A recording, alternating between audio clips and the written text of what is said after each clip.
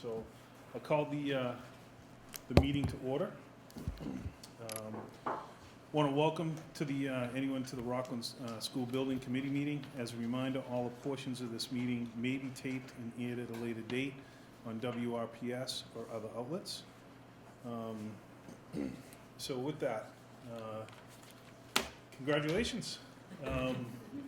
We haven't met since the election, so it's great that we're actually meeting and moving this project forward. So very, very exciting. So with that, I'd like to look to take the approval of the minutes for the November 21st meeting. Motion? You got a motion? Second. Second, any questions? All in favor? That's unanimous.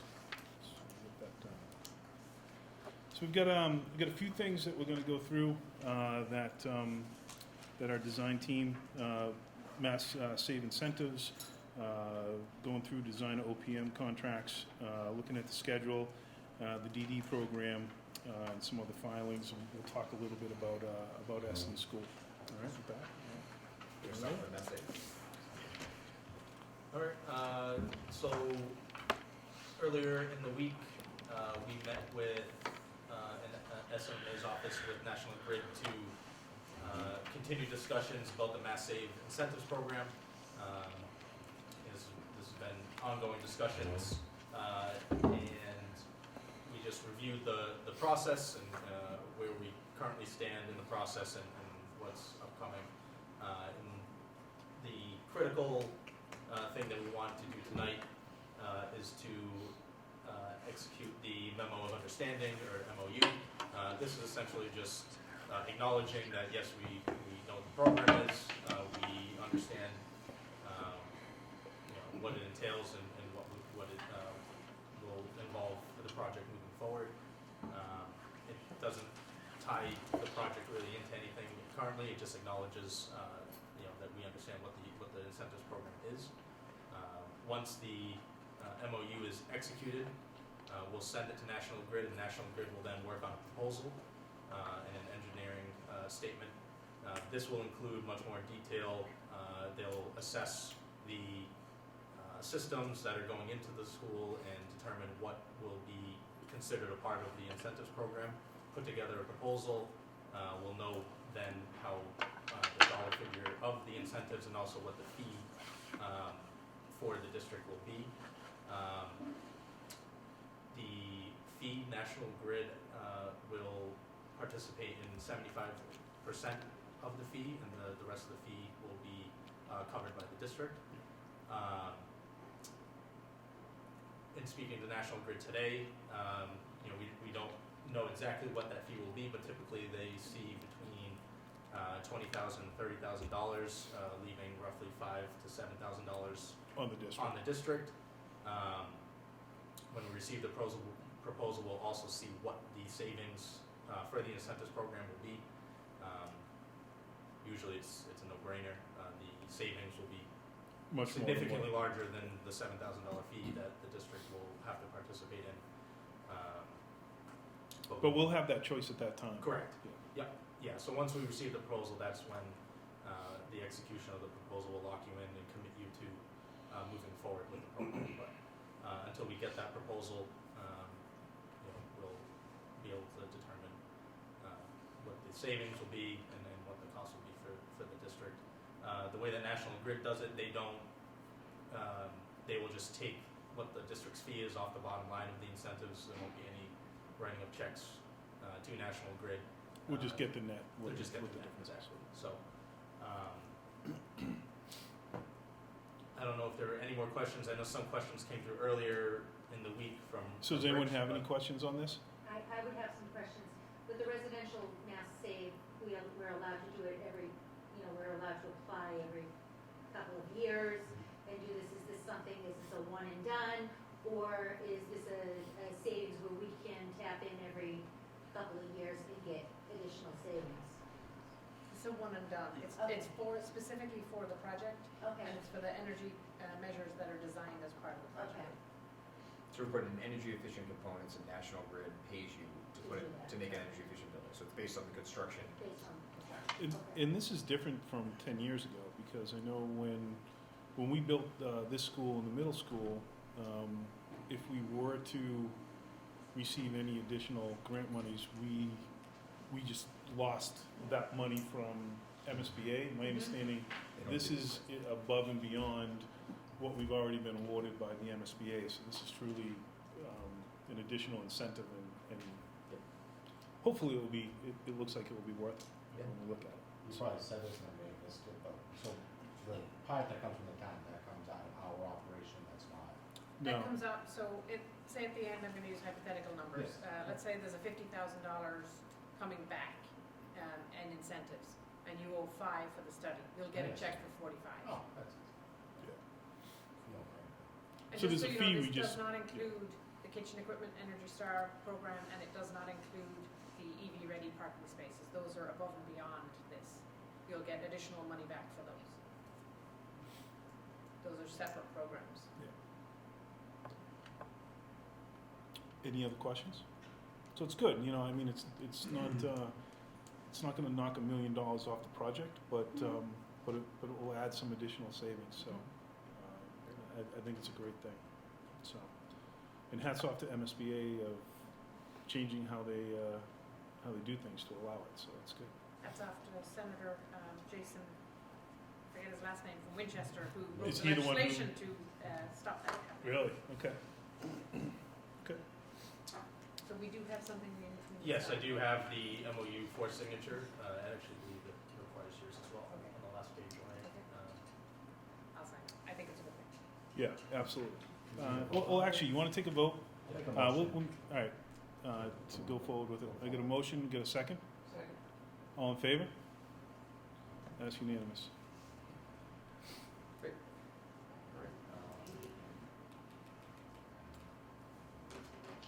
So I think we're all set with that one. Next item would be just designer OPM contracts. At the last meeting, this committee approved the designer and OPMs to move on to the DD. So Lorraine and I have been going back and forth a little bit on the contracts, and the only item we had left was on the schedule, and it's just making sure that we're going to talk a little bit about scheduling options and the building schedule, and we're going to go more into detail, which this will make a little bit more sense. But we really want to make sure is both the OPM and the designers own the project, and they own whichever delivery schedule we go to. We're not going to look for a change order from either the OPM or the designer should the schedule and delivery of the project change. And we've come up with some language that speaks to that in the contract, so I think we're all good. If there's no other discussion, we'll just submit these to Rich for the town for execution. Yep. You've already voted on moving forward with it. All the values are in the budget that we've already submitted, we've already shown you. Everything matches, so it's more of a formality at this point since you've already voted on it, but we always like to tell you that we're going to sign these contracts and move forward, so if there's any other comments, we can have them now before we do it. If not, we will just proceed with that process. Typically, it doesn't get done within the committee. It's a contract between the town and the designer, and the town and the OPM. You've already voted to allow the town to do that, so we should be all set on that.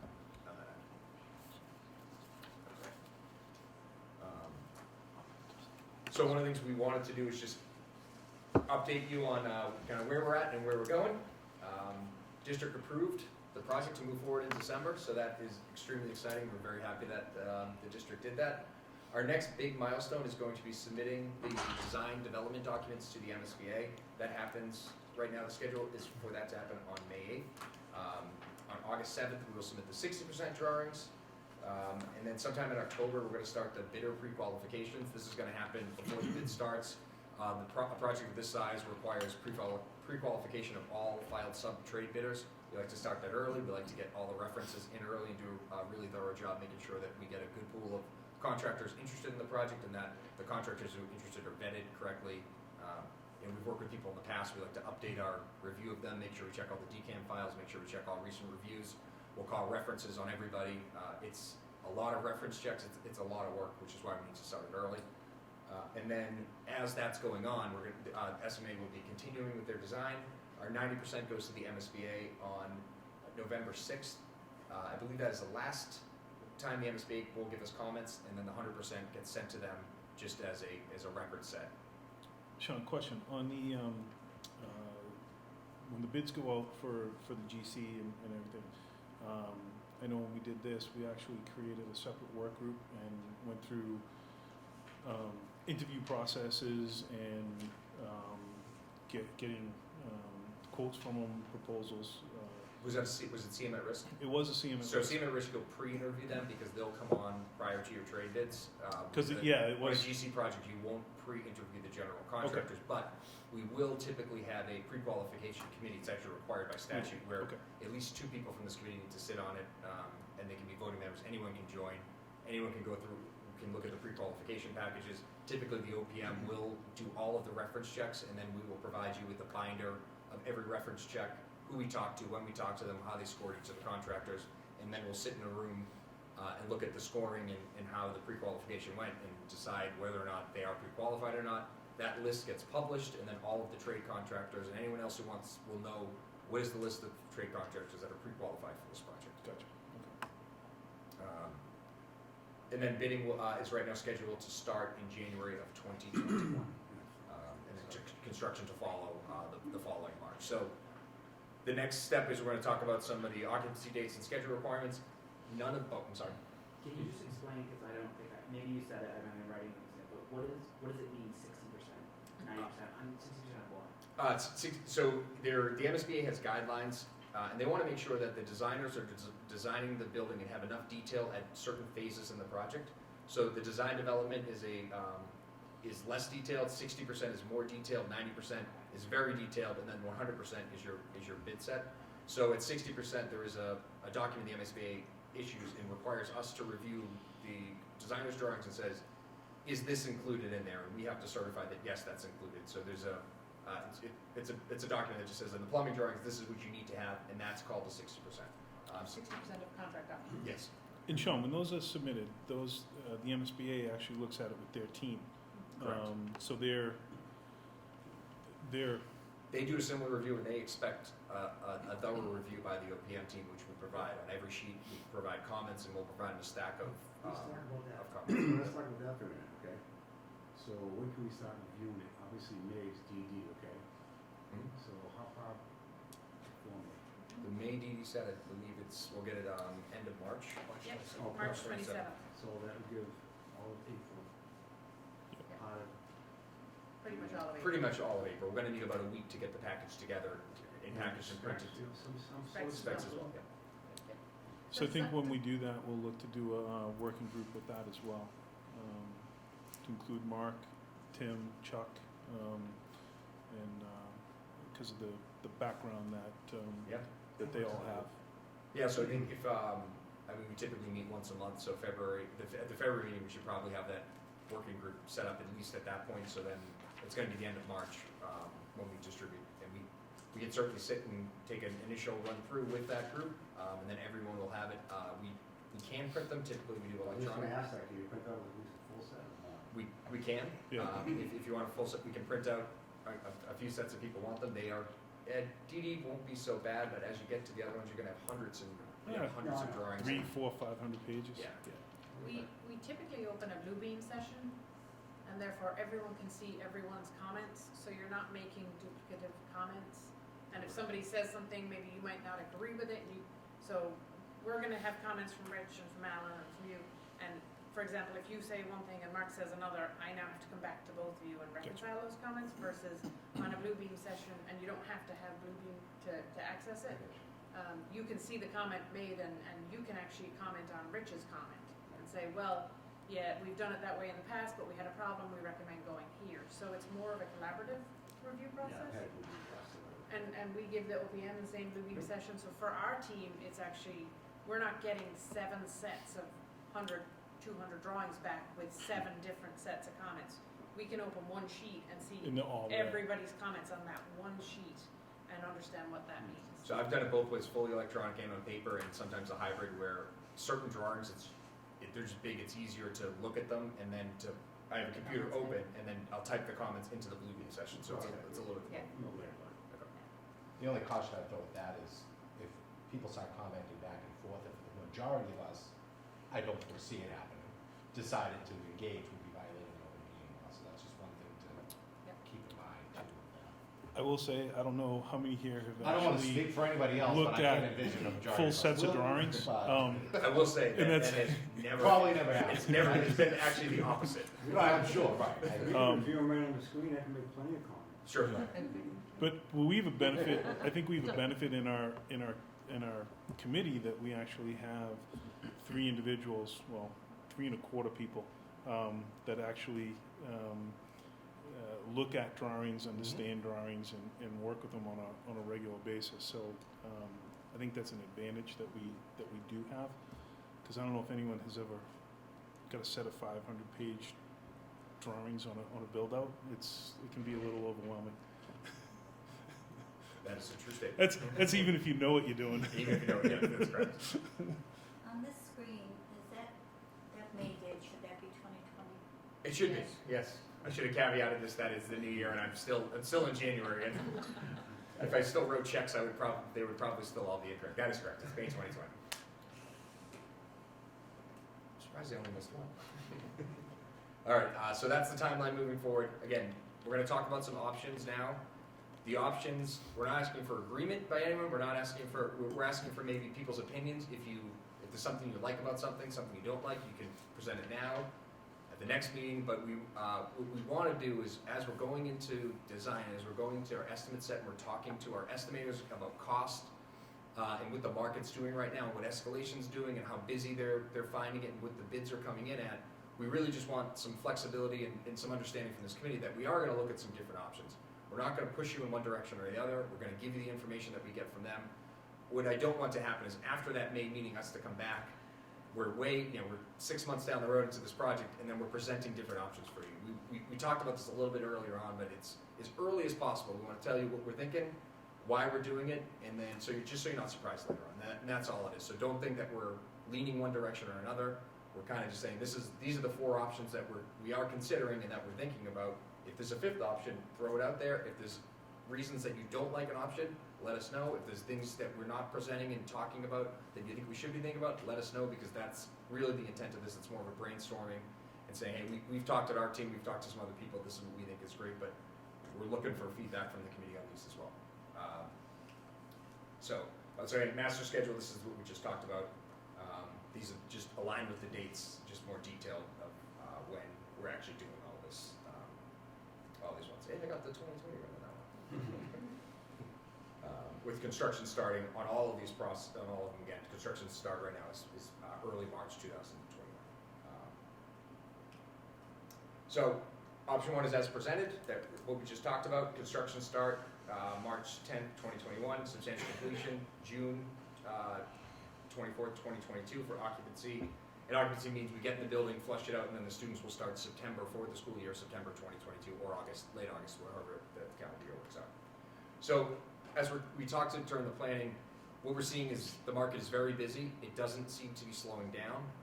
So we think that this building can be built in 14 months. The problem is and I think a contractor will tell you they can build it in 14 months, but if they can't get electricians to show up in the job and they can't get plumbers to show up in the job, it puts the project schedule at risk. And the risk is really on them from a liquidated damages standpoint, but at the end of the day, the school's gonna have to deal with whatever that entails. If the school doesn't open on time, you're gonna be scrambling towards the end of the school year and to try to figure out what you're gonna do if the building doesn't come in on time. You're gonna be working nights, weekends, disrupting neighbors to make that happen. So, Which actually can drive up cost. yes. So we're still looking at this. This is really our prime option. This is what we've presented, and this is what we're pricing estimating out on. But we want to just make everyone clear that this market is incredibly hot right now, that even the jobs are on now, they're having a hard time staffing up and ramping up just to deliver the work within the schedule. And it's the responsibility of the contractor, but it's not necessarily, I guess, his fault when the electrician doesn't have any extra people that they can send to sites because they've they spread themselves thin. They just don't have. Everyone's hungry. There's just not bodies out there. You should add to that is that, just picture, in the state of Massachusetts, how many jobs need to be finished during the summer, especially Yes. municipal, okay? Yep. So any other schools that are being built, Yep. any other additions or any renovations for the state, everybody wants it done during the summer, just keep it in mind. So we're I don't competing see against. that listed up there. Yeah, that's So- why we're doing this. That's a great point. So not only K through 12, but also colleges and universities. And this is what happens when the painters will stop standing on top of the carpet guy, he's in the cup, he's on his back painting. So part of the thought, and where the genesis of this thought of delivering in a different schedule is if you have two projects, similar projects going out at the same time, and one of them tells you you start in March and you finish in June, and the other one says you start in March and finish in November, which one is more attractive to the general contractor, and is there a cost savings that could be associated with that? And if there is, which one are you going to bid and go harder after? The one where you're going to be working every weekend to get it done, or the one that you have a little And more? paying overtime and. Yeah, so just that's trying really to- the thought. yeah. So option 2 is what we thought about as a winter break movement. So you finish the school in November. It's really just they're both 2 months before the start of school. So you finish it 2 months before, you move in, get set up, and then after the new year, you move into the building. It's occupancy 23. Occupancy, basically January of 23.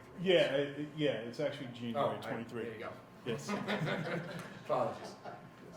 So January 23 for the 20. So that would be the winter break. So there's a lot of pros that we just talked about. A little schedule relief. You give them more schedule, so there's less risk on the schedule. There's less compression on the schedule, and it decreases the risk of you not completing on time. The issue with that is you are moving 3 schools into 1 school. You've got less classrooms in the new school, and how do you then change your busing mid-year? And that's a real concern that we talked to Dr. Cron about, and that's the problem with why we can't necessarily do that, or that is much more challenging to do. Yeah, it's gonna be a very, Yes. not only just as soon, So we getting have, those teachers together. absolutely. So It's like starting a new school year in January. absolutely. So we understand that this is probably on the low end of what we would want to do, but again, this is one of the options we're considering. So we want to throw it out there, and we want to hear everyone say, no, this The is only thing else, I'm not an educator or a parent or anything, the only thing I would say is in this scenario, I will wholeheartedly agree moving 3 schools into 1 would be difficult, but you have Christmas vacation, February vacation, April vacation. Is it more palatable to move 1 school in 1 week? Well, let them, Move another school another so week let- and another so school? let them finish with the 4 options. There you go. Oh, there's 4 options. I thought we were done with No, all. there you There's go. 4 options. So again, Oh, it's not just 3 NP only. this occupancy is 23. Just so we're clear though, what really complicates it is that we're moving 3 schools into 2. Right. Correct. Yes. Correct. Yes. Kindergarten then breaks That's up and what goes really into Yep. complicates other things. Correct. Right? Yeah, it's 3 schools into 2. 3 schools into 2. That is And correct. Yes. all bus routes, all teachers, all, Kindergarten going in one direction, In one Yep. direction, Yep. right. Yep. Everybody goes somewhere else. oh yeah, it's, So. yeah, be a show. yeah. All right. So then the next option is very similar to that same dates, except rather than moving all the schools in, move Memorial Park in. So you move Memorial Park only. It's right next door. Your bus routes are the same. You have enough space in the building. The school still opens within that, kind of the extended schedule, but for the 2023 school year after winter break. Much easier same scenario as option 2, except much easier. You keep Jefferson open and active. You start your abatement and demo of Memorial Park while you're occupying the building next door. So then, kind of right on the heels of that next year, that field is open, ready to go. So what do you do with kindergarten? So that's one of the other downsides is the question is, do you move kindergarten to Eston or at the beginning of that school year, Just move them do you in. try to move them elsewhere? We'd find a way to start kindergarten in the other 2 schools. In September. Well, Eston has a space, they have a room, I don't know, Yeah, Would you so move third preschool? kindergarten, Yeah. that's where there's no permanent issue. yeah. So these are the things that I think we need to kind of talk about, and people talk about here, but also on the side is it actually viable to do that? Right. Another pro would be working out the budget of the new building, without it being totally occupied. So it becomes a soft opening almost, that you can work through any kinks and, yeah.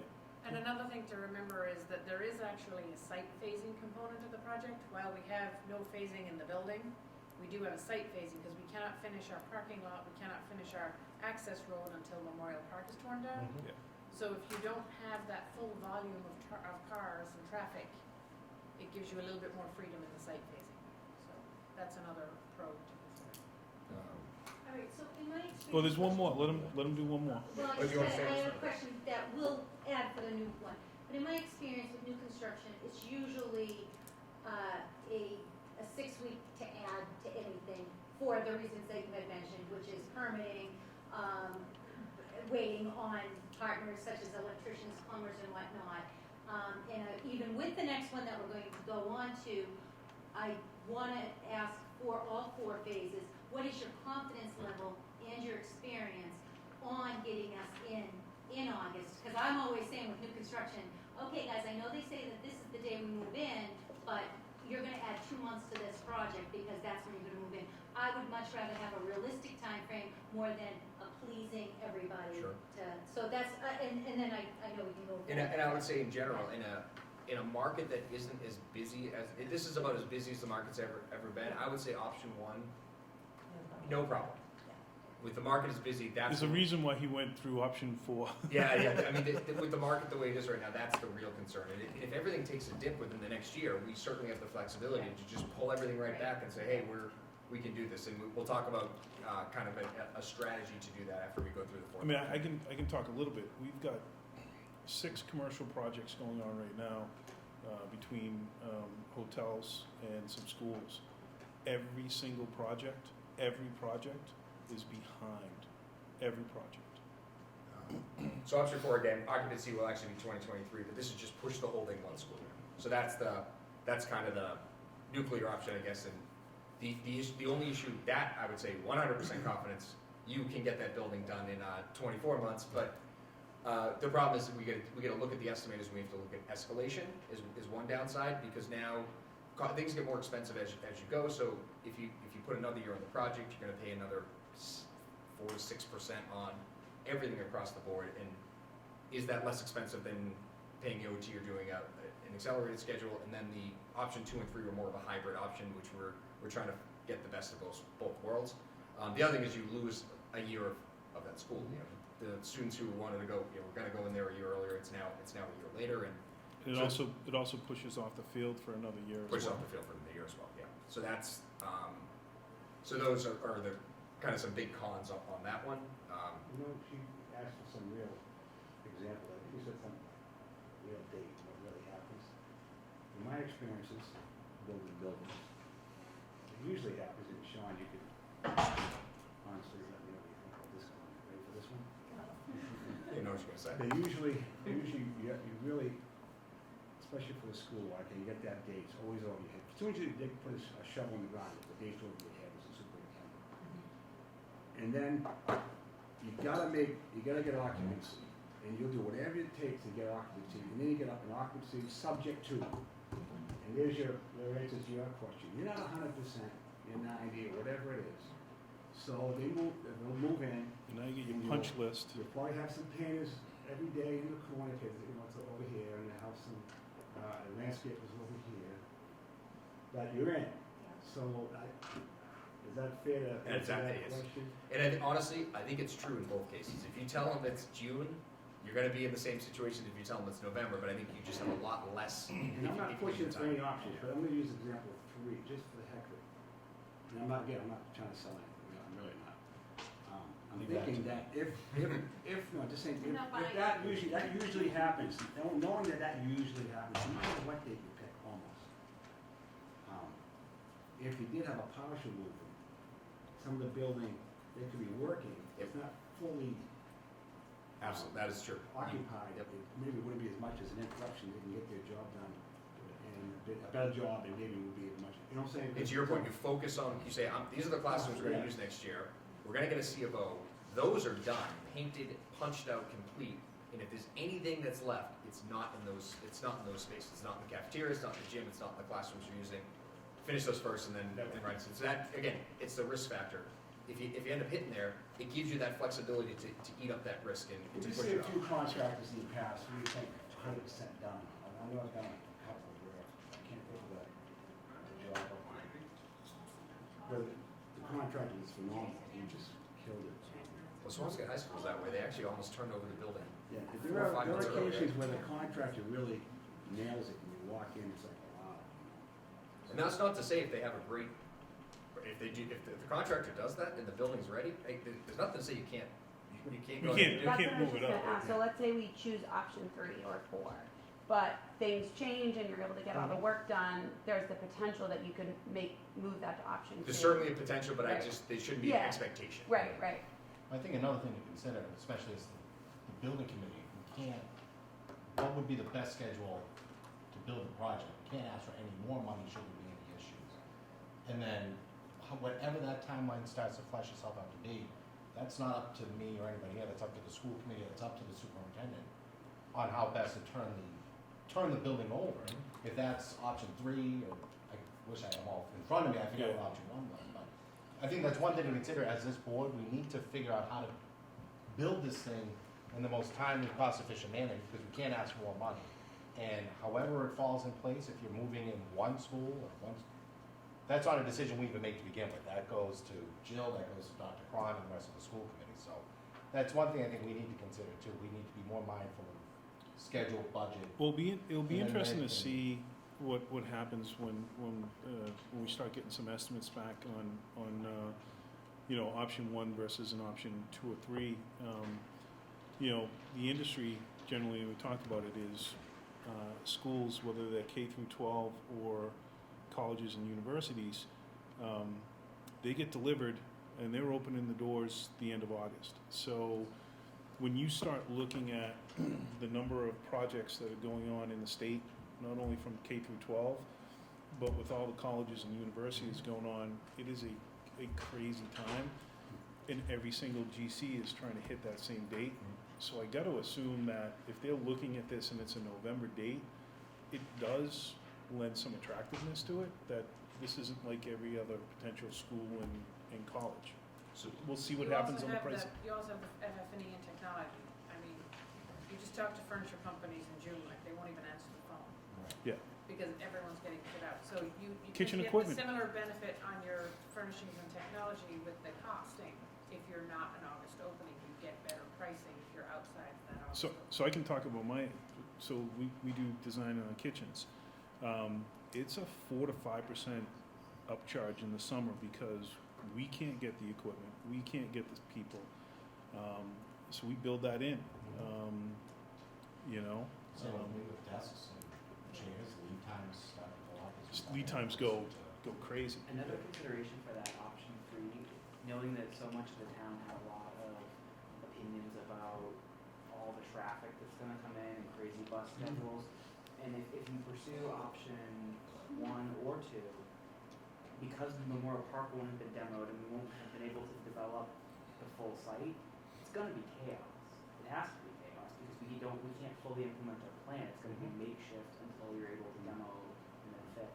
So option 3 actually allows us to kind of control that a little bit, right? Because we're containing it to one school moving in, and then we demo Memorial Park, we build out the full site, and then we deploy the full plan for the following, so it would be August 2022, Yeah. September 2022. So I don't know, there might be folks. So might we've, find that- If we we've can't heard find a of, home for those kindergarten classes, it's a non-issue. Right. Correct. Which is why we bring it up now, because we know And it's I don't gonna take think a we lot wanna of, spend $100,000 on a trailer. no, probably not, but if it saves you $1 million, then, Right. we have, those are the things we have to consider. Probably So have to have trailers for kindergarten. one of the things through our discussions that we talked about is how do you know if it's beneficial? And one of the things that SMA brought up, which I thought was a great idea, is you can put an alternate in there that says to the general contractors or the trade bidders, give me a price for June 24th, give me a price for November 1st, and ask them, what is less expensive for Yeah. you? How do we deliver I it? think that's the way to go. And then on your general contractor Bid bid, on both. they're gonna pick, Right. the subcontractors with the assumption they don't know whether or not we're gonna execute the amendment, so they have to craft their bid. But then if we find out based on the bids that it's significantly less expensive, at that point, we can say, yeah, this is real money, and then, Can I ask, I like that idea, alternates, not just what I was gonna ask.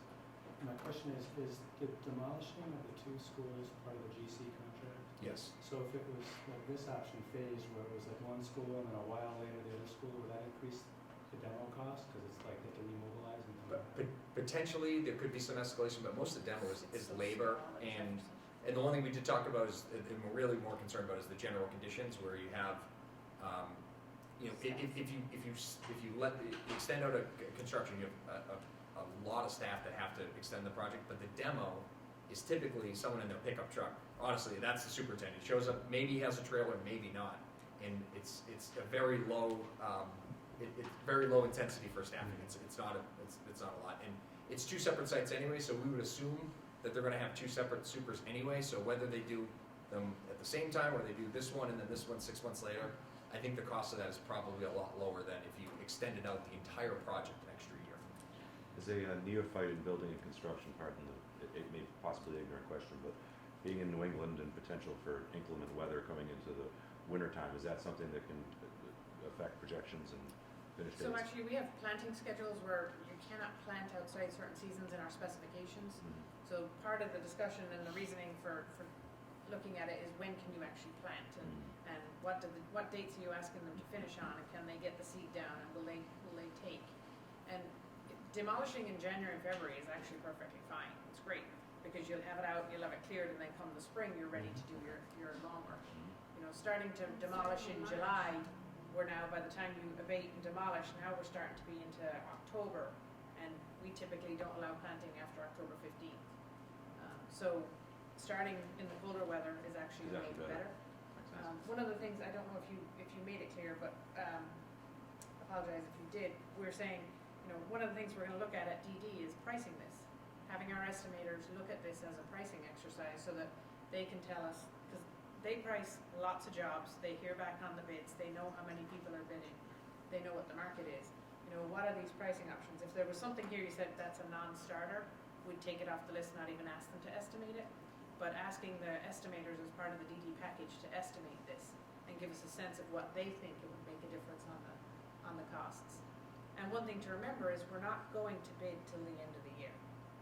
So we can continue to progress down a path with either the alternate option or move to one of these options.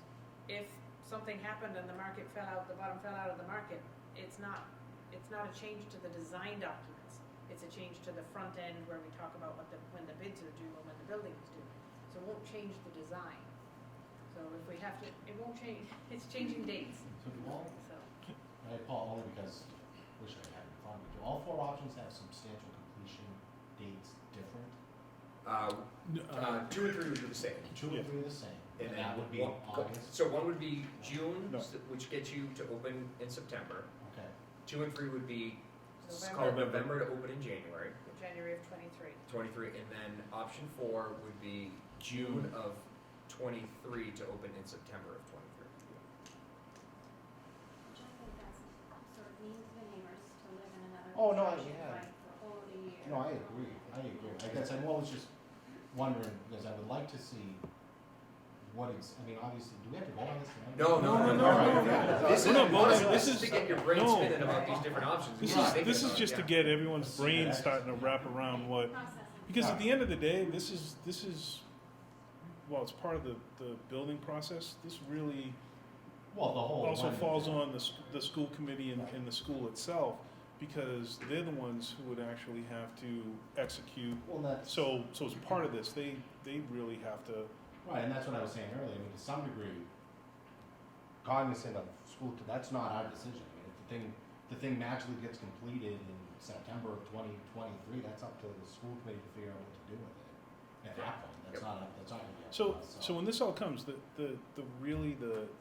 challenge becomes if you go with option 1 and the GC and the subs can't hit the date, now you are in total scramble mode because you don't have the school to move into.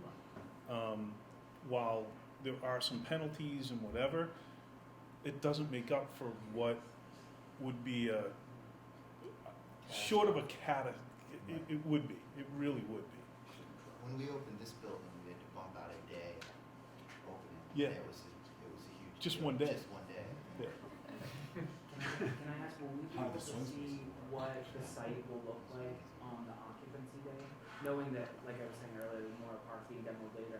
Because I'm trying to think about how that traffic pattern's gonna look like. That is on the same, interim basis. either way, that's gonna be the same whether the building is substantially complete in June or whether, because Yeah. they're gonna be demoing that building basically at the start of school, right? Demoed into wherever. That's So it doesn't matter Yeah. when they get in the school, he's still going to get done with that, But- because we're not putting them in trailers. But right now, we're designing what that phasing looks like. Right, that's what I'm So curious. that That's phase is what gonna be I'm saying. basically the same either way, so you're gonna be Yeah, able to see but it. we will show you that. I know we don't have to vote right now, but is there an option that people really feel strongly that they don't like at all? I feel like, yeah, I don't. I mean, I would go more on asking the educators at the table Mhm. on what they're, I mean, option 2 to me seems like it would be, I mean, I know we don't have to vote, I'm just thinking like where Almost people are leaning, like just impossible in to our own pull minds, off. just I to think narrow over it down time or to it's just gonna- think a little bit more about others. It's gonna come out over time, I think we're gonna, Right. we have plenty of time. Yeah. If the design comes out and you start seeing things and you start going over things, I think we can start crossing like we usually do, or whatever, number one's off the list, or, Right. you know, we kind of narrow it down to 2. I think anything that's going to We've done make pretty a well very like that. tight and compact construction schedule, at least again, wearing the building committee hat, which we're doing here, anything that's going to make that schedule short and tight is probably something we want to stay away from. So That's my personal leaning. from our end, from the designer And and I'm the sure builder your end, end as well. option 2 and 3 are basically the same. It's the same Right. delivery date, and it's whether you bring everybody in or whether you bring one school. Phase them in. So if we're investigating 2, we're also investigating 3 Yeah, at the and same I'm time. really comfortable with 2 and 3, personally speaking, and I agree with Jill. I kind of I'm not comfortable with 4 because now you're going to have just 2 years' worth of construction activity in this neighborhood that had to endure, I put that in air quotes, this project and now that one. And I think looking at it, sorry, the 2 and 3, I think gives enough time to be able to get everything turned over, and to Doug's point about getting the site further done and fully prepared for a move-in, while also, for me personally, being comfortable in a construction window that won't increase costs or have problems with potential weather. As an educator, I think option 2 is really, when you're educational, is really, I agree. I don't really. I think, yeah. Just Sure, socially yeah. with the kids and, Mhm. and with the staff Yeah. and just, you know, having just winter break to like throw everybody in there. But we wanna be successful We want when it we to be move in. It's Absolutely. not quality. It's not just the It's, building. it's not a quality year for anyone. But the school can be done unless you don't necessarily have to move in. I guess that's my Right. point too, it's like, Then the that's school will, money sitting there, Don't rush it. too. Then we're paying So- to keep this so if one you do, and so- keep that one. so if you go down that road, you do have I to, know. you would have to take into account for that year additional cost within the budget, because you would have to, you know, at least minimally, you have to heat it, you have to, you know, because you don't Well, want to. I guess it would be a CBA on what you'd be saving on potentially waiting for that long. I mean, Right. You'd be choosing, you'd be making that choice, I think, a lot of it based upon cost. Now, If the, you're saving money because you're waiting that long, maybe the offset cost, you'd have to kind of balance now, the that. other thing is if you do finish it in November, because it's beneficial from a building perspective, and you don't move in until the following year, you are gonna have some additional costs, you know, with heating and taking care of the building, but it also delays the demo of Memorial Park. Right. So just like, Yeah. on, I think it's option 4, while you don't move anyone in, you are putting that off another whole year. You know, and that's something that as we go along, we're gonna have to actually address with, I would assume the athletic director and the sports, because we are gonna have to find, temporary homes for a couple of sports. Rich, Michelle, can I ask, you said option 2, do you feel the same way about option 3?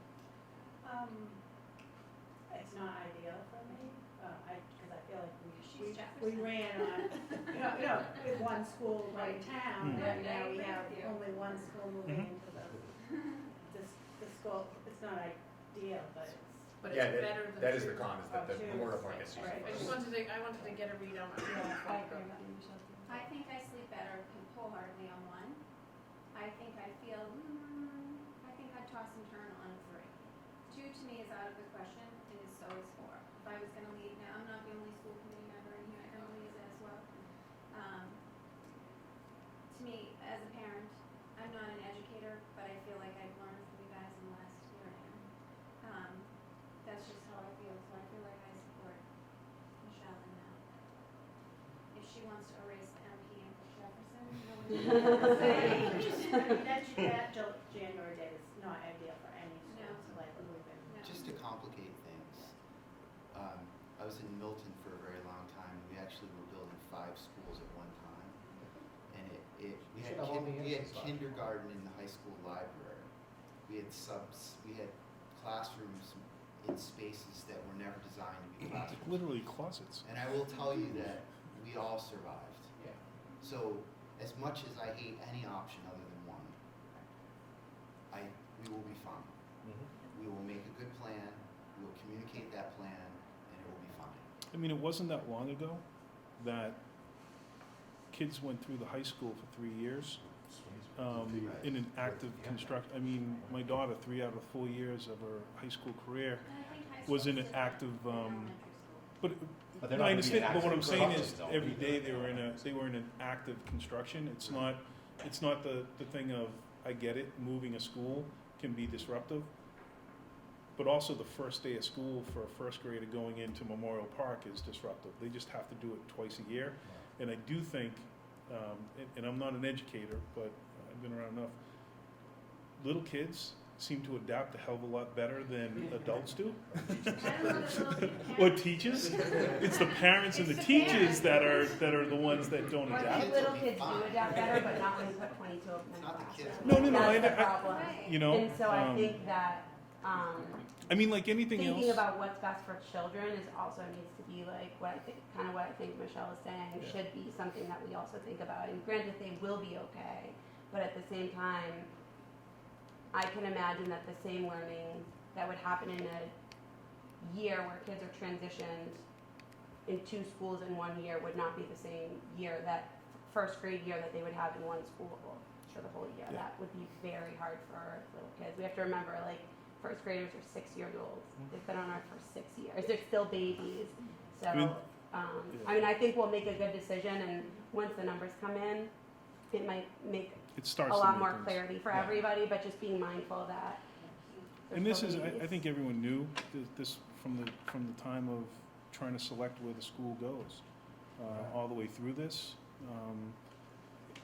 There is no perfect, it just doesn't exist. Well, you can't predict what's gonna happen. I mean, you just Right, don't it's out of predict. our, so You much is can't out of tell. our We hands. could have a huge, windstorm and take down lines and have no school for a week. And Today, I just tomorrow. want to remind everyone, we can all pick option 1, and we can put a shovel in the ground and find something that nobody expected. Right, That too. yeah. And that date is gone. Is gone. Exactly. So, gone. I mean, So- like Alan said, we will survive. It's just, we'd like to make it the best that we can make it. I think one of the benefits of that is if something that does happen, at least early on, we had thoughts about it and what we were going to do, and then it's more like, yeah, Alan, we gotta talk about putting that plan in place now, and we'll have to figure out But at least it's early in the process, and we've kind of. And that's really why so we're bringing it up everyone's now. aware, It's you know, so early. now it's- as we go everyone along. here, we just wanna let you know, Right. we know that It's good to there's Yeah. bad It's options good up to here, start but thinking about it. we wanna give you all the Yeah. options. Yeah, well, it's a lot of good options to see, and it's fun to see all the different options. It's impossible for us to even get into a material decision-making process Yes, on all of that. especially until we do some cost, homework, right. but we wanna let you know we're doing the homework, Yeah. and that we don't want you to be surprised when we come back in a couple of months after doing some homework. Right. So why are you looking at that? That's not how we operate. Thank you. Just a completely off-the-wall question, I know you won't have the answer to, but any schools in this area coming offline, or any projects wrapping up in this area that might, I know you said it's really, a really hot bidding market now, are there any significant projects in this area that are coming offline? We can look at, I mean, the MSBA has the pipeline, so we can look at the pipeline and see. That might also, I don't know if you do that in your process, maybe that might help to see, oh, well, What do you mean, to see if they were I on don't know, like time, or? Carver's done, like, To see just if the- other the schools in the area, workforce- different GCs that might be bidding, what schools are coming out of the MSBA pipeline that are now done? They're saying the bidding market, like, as it presently stands now, is hot, but when we go to bid, what schools are gonna be done that is now going to, just. But it's not just schools on Well, these schools GCs, and- and I so it's understand, but hotels, it's it's college universities, We tend to get the it's. same, in the K-12 world, you tend to get very similar file sub-bid contractors and very similar GCs.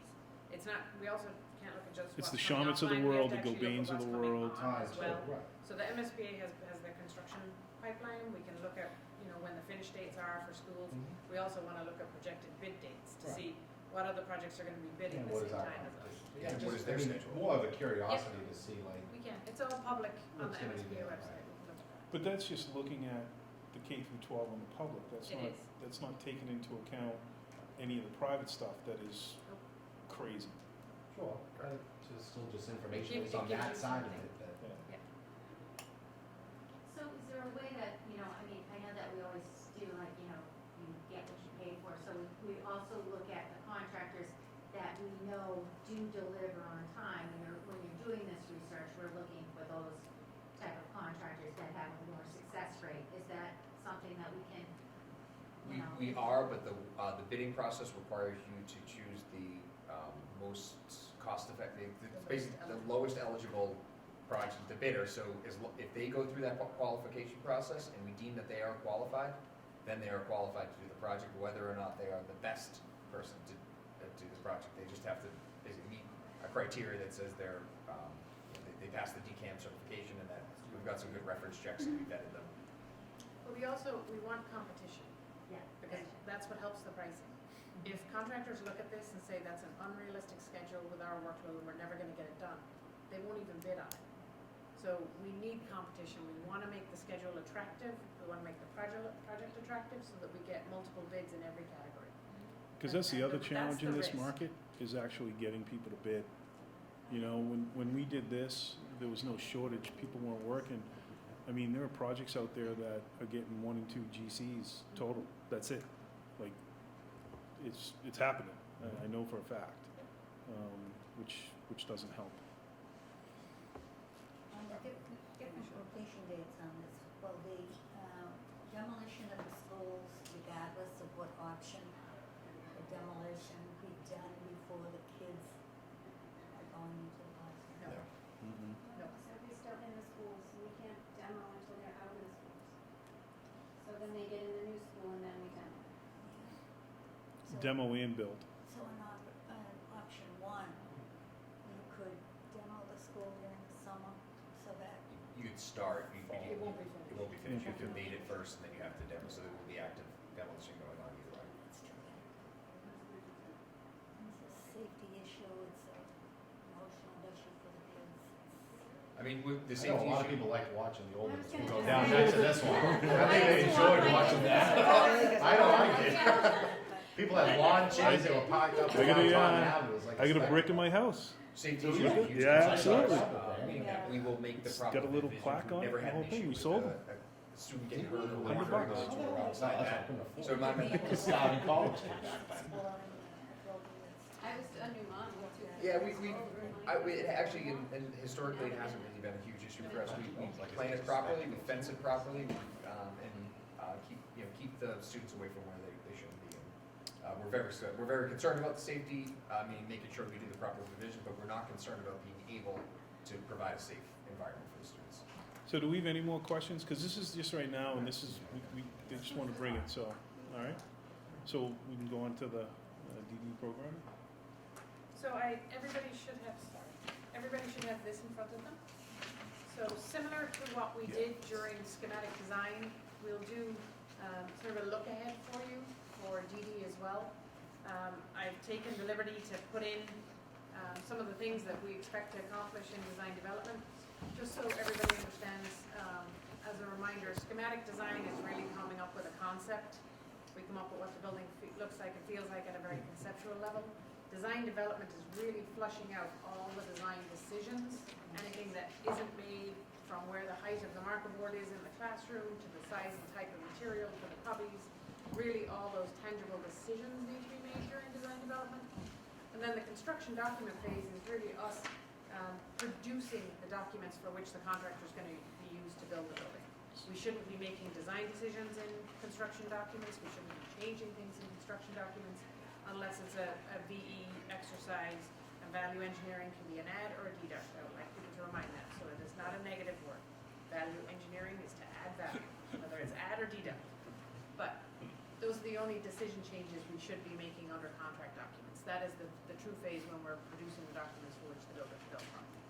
So design development is a very exciting phase of the project because we'll pick the physical brick, we'll pick the color of the metal panels, we'll pick everything during this phase.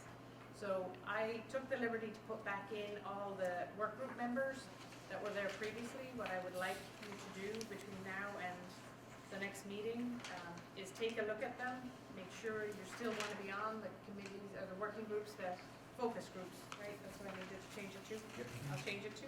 Focus groups that you were on previously. If you're not on one and you want to be on one, just let us know. Donna, can I ask, can it go through you to get to me? So I will try and bring an updated version before the next meeting. you'll see that there are targeted things that we want to accomplish during design development, so I will, before the next meeting, if I can get the focus group members reassigned, send out proposed dates for some focus group meetings to get together, and we'll fill those in. We have the educational planning meeting scheduled for January 21st, 22nd, and 24th. Even though we've done this in feasibility and schematic design, again, it's really getting into the details with the teachers at this point. We've talked about what their space looks like, we've talked about what their space feels like, but we're getting down to the nuts and bolts of what's literally inside every space during design development. So this is a very exciting time for us. We really love this time period. We want to get back in front of first responders. We need to get our zoning underway. We've looked at all the different permits that are needed for this project, and there's quite a few. We have an NOI, a notice of intent that needs to go into Concom. We have design review with planning, site plan review. We need a variance from ZBA. We need to work with the highway department on the driveway. We have a water connection. We need to do a well registration with DEP. And last but not least, we need to do an environmental notification form with MEPA, which is our next bullet item. So there's a lot of permitting for a project in this town, and a lot of it is tied to our deliverable date for the end of DD. We will use those documents to submit, because we need to make sure that the design is far enough along, that all of the requirements, the hydrology, the exterior, the heights, the setbacks are all defined and set, and then work our way through. Can I ask, what's the variance for? Should know. Probably because it's not conforming. It's not bad. It's usually what they're. And I don't know. Thought I had it out. I will get back to you on what that is. I know we looked at it. It may just be a setback variance, but I need to double check it. Because we're holding the line of the existing parking. Right. So they may determine, because it's an existing condition, we don't have to change it, but I think that's what it is. And just to further what Lorraine said, this is the time to get your opinions known. If there's an opinion, you want something, you want something in the building, now is the time to let the architect know. There's meetings next week that are going to really start this process. Matt's going to be there taking feverish notes that if there's something that is requested and it's not in the building, we're going to go back to the architect and say, hey, this is supposed to be here, this was requested.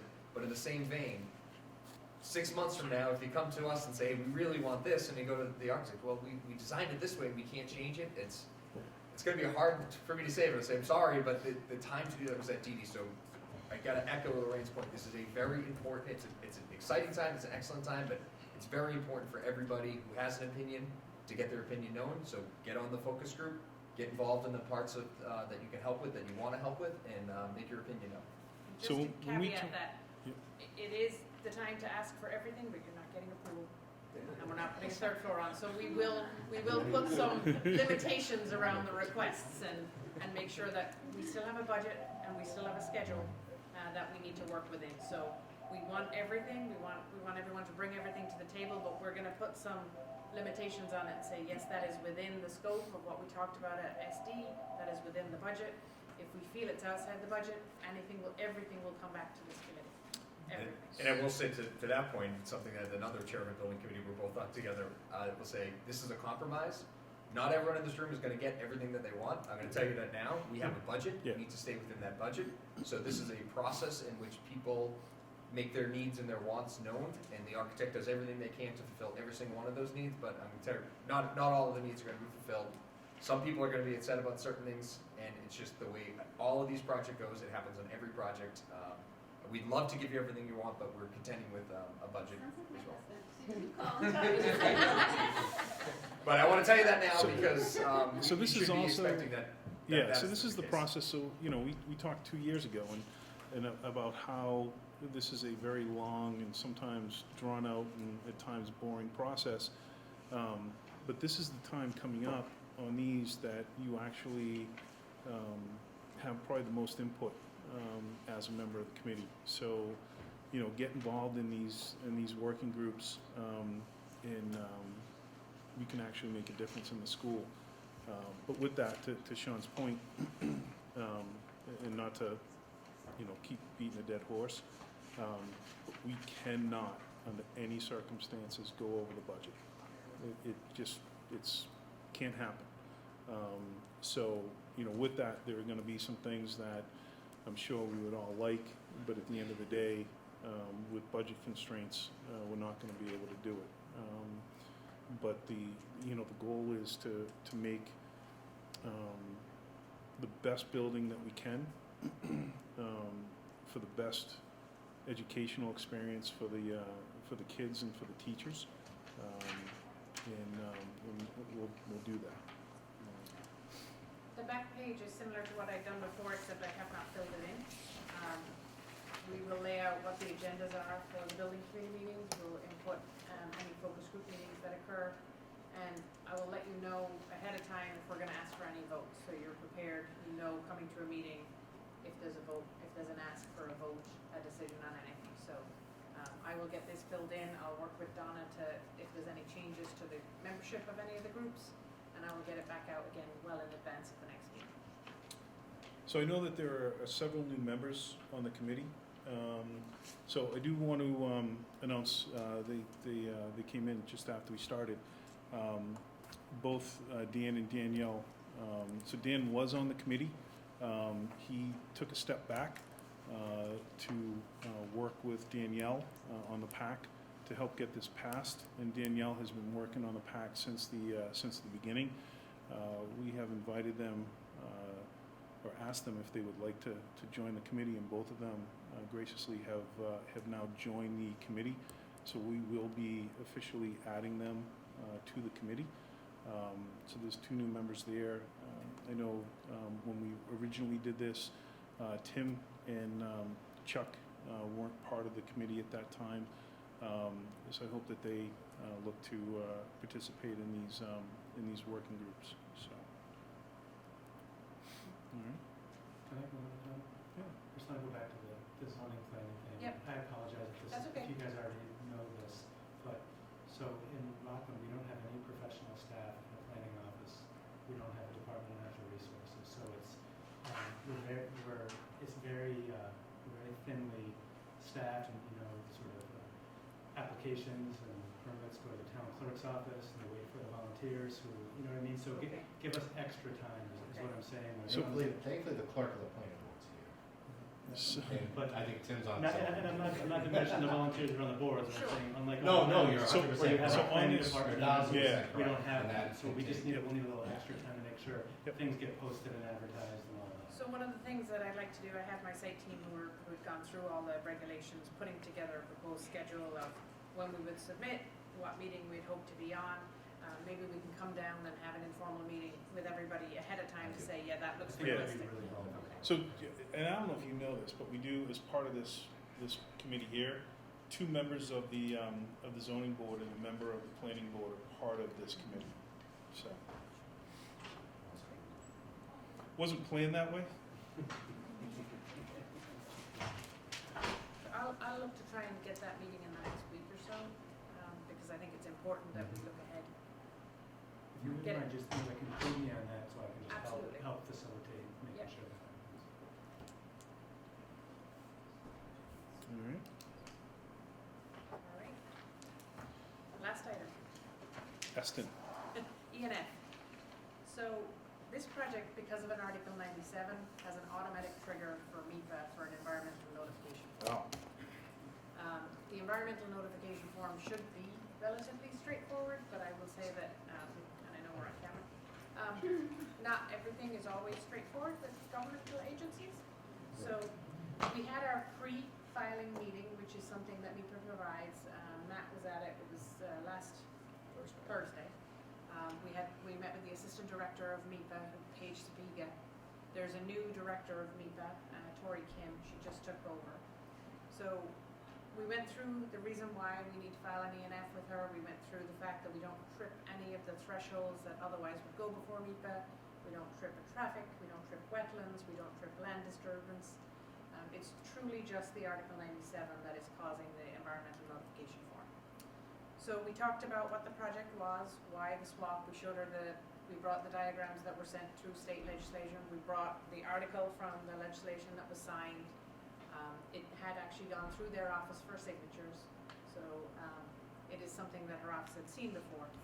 But she talked about like the whole big picture, and part of the ENF needs to make the case for why the Article 97 was needed. So So we'll go through all the 18 sites that we looked at in feasibility, we'll submit that as part of the ENF, and we'll explain why none of those sites were reasonable and why it could not have avoided the Article 97. The one thing that they wrote after the fact in an email was that they would like to understand a little bit more about the Eston, even though it's not part of this project. It does affect that school. The grade distribution of this project affects that school. They'd like to understand what, if anything, you're going to do to that building. That means, are you going to have land disturbance? Is there going to be any site work done? They're looking to see if you put the two projects together, would you trip a threshold? So they do want a traffic study, which is not part of anyone's scope right now, so that's something we'll have to look at. But in order to do a traffic study, we'll need some information from the town on, have you looked at what the busing is going to be? Have you looked at any of the trips so far? Is there going to be a change in the bus routes? Do you think that there'll be more people taking the bus? So any traffic engineer will need some input from the town. So I think we do need to start working on it. We haven't picked they have specific submission times for the ENF. We haven't selected the date we're going to submit yet, but we don't want it to linger. It'll take probably a month to prepare the ENF, but they will want this included in that. So you just went through the state legislature, the governor's office, went through the Commission of Conservation, went through MIPA? Yeah. Okay. Yeah. Thought we It's an had it. automatic. Rich, that wasn't enough, you didn't pay for anything. Holy crap. We knew we had to file an ENF. It's always been in our schedule. It's Yeah. always been, it's in the budget, the fee. Yeah. It's all there. It's just the traffic study that's there. Just The asking. traffic at It's- the Eston It's portion. the Yeah. Eston portion. We that- own this portion under contract, it's the Eston portion. And So, what- and I would recommend honestly that we have SMA give a proposal to do the traffic study at the Eston rather than bringing in another third party. Yeah. But in order to do that, the first thing that whoever they hired to do as a traffic consultant, It's gonna is gonna have ask some them for the questions. information that the range has said, so Yeah. let's get with the town first, get all the information together so we can do it as cost effectively as possible. Yeah, we'll have to set that up, because I don't think that I don't want to speak for Alan or Jane, but I don't think there's been a real comprehensive look at what the busing is going to be as part of this. Do you bus kindergarten currently? Yes, Yes. all kindergarten, Okay. yeah. I thought Mrs. Penny had that all figured out already, no? Over Christmas break, she did. Yeah, she's tapping with that. That's what she gave Rich's present. Yeah. And she That was Rich's present. Patty already has a traffic study done. So just to play devil's advocate for them, one of the reasons they're doing this is so that you don't say we have no thresholds tripped as part of this project, and then you go ahead and you do Eston, and if you look at the two of them together, you would have tripped it. Developers love to do that. They'll develop a site here, and then they'll develop a site here, and then they'll do the one in the middle third, and then there are 3 contiguous sites, and if you'd looked at the 3 sites as one, you would have tripped thresholds. So Gotcha. it's their way of trying to avoid joining projects or projects that should have been looked at together and are not. Have they looked at our financial situation? There's not going to be an Eston project, no. What kind of threshold are we talking about when something might trip? So there's a wetlands, disturbance of wetlands, there's a land disturbance of 10 acres or more, there's a average daily trips. If you increase average daily trips by a certain percentage, if you have more than 300 parking spaces, which we're not doing, and I'm assuming Eston is not adding any parking, No. but collectively, we're adding parking at Memorial Park. If you were adding parking at Eston and collectively they increase more than 300, we'd have to have an automatic trigger. So Lorraine, how does Jefferson play into this, where we actually are probably going to reduce parking and reducing a building and adding So parkland? Jefferson, we were not taking out the parking. We were taking out the building and filling the holes. Leaving Oh, the okay, parking. we're leaving the parking as Yeah. is, that's true. Yeah. So But we are Jeff- still adding parkland. We're not adding parking at Jefferson. No, parkland. Oh, Parkland, yes. How does that impact on this? So they don't even care about that? So the Or- building is already there at Jefferson, so we're not disturbing more land. That's actually an add. Okay, We're adding land that's what I back. mean, yeah, we're adding Yeah. land back. Yeah, because So is does that benefit There'll us? be, through- there'll be adds and deducts, so Okay, there'll be all adds alright, and deducts. okay. And we've already gone through all the numbers for both Jefferson and Yeah. Memorial, and we don't trip anything. Hypothetically, what if we trip something for Eston? We figure What if out how something not to. I So- don't know about you. But with Eston, there's not gonna be any land disturbance. No. Right. If I mean, there's you're not anything putting that out a happens, it's foundation, gonna we're not adding be inside the I building, think it's it's her not. dotting her i's and crossing her t's. I don't know. We're just proving, Well, not that we have to prove that we're not tripping. it, Right. So what is what could the traffic study tell them, like what is what are the things you should be thinking about what they're gonna learn from that? So they're saying, are we going to add more trips? Would there need to be intersection improvements? To where, to the Aston To the Eston area? There's actually gonna be a decrease, I was saying it because needs to be we're now. gonna actually be busing It'll be better. more kids, cause it's kindergarten, so it's actually gonna be less trips. Which would be even better. Yeah, I would assume, right? Yeah, Yes, you're right. yeah. So we just, we'll need some of that data, so we'll need to start working with you quickly to start figuring out how we can pull that data together to help you. And if that's what you want, we'll. Yeah, we get can a set proposal. something up, but obviously Jane will be probably the lead on that one, I would think. Sorry. Want lunch? Always. I know. I saw her volunteer over there. She loves food. She does, that's the way of her heart. Spreadsheets and food. And basketball. No time for basketball. She's got this to do. That's it. Alright. Anything else? Any other questions?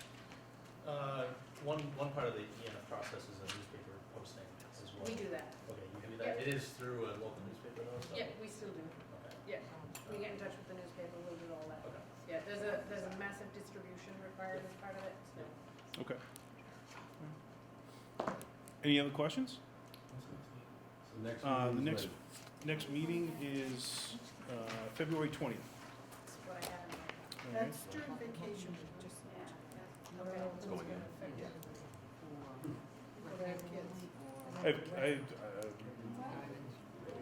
No. My daughter's off that week, that's the only thing now. It's like nothing's ever changed. Yeah, I mean, I think we'll plan on still doing it February 20th. 6 o'clock. Yep. I'm sorry, would you say, did you just get the next meeting? Yeah, so February 20th, 6 o'clock. All right? With that, I'll take a motion to adjourn. So moved. Got a motion, got a second? Got it, all in favor? All right, thank you.